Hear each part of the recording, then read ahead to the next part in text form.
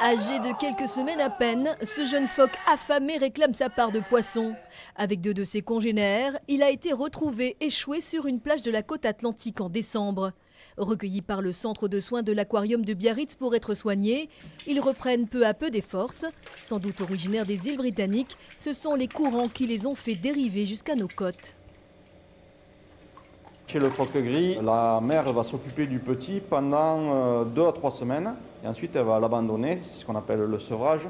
Et là, ces petits vont devoir se débrouiller tout seuls. Ils vont se faire prendre par les courants qui vont les faire dériver vers le sud et c'est pour ça qu'on va les retrouver échoués sur nos côtes, souvent très affaiblis ou des fois même avec des blessures.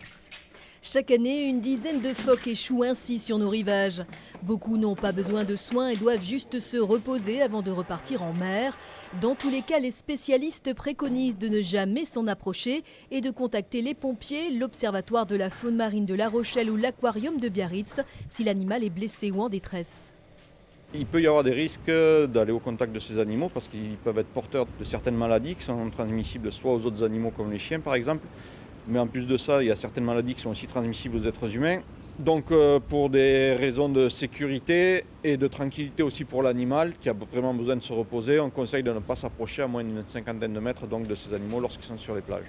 Les 3 jeunes phoques actuellement soignés à Biarritz seront relâchés au printemps. D'ici là, leur poids devrait avoir doublé, de quoi leur donner la force d'affronter les courants de l'Atlantique.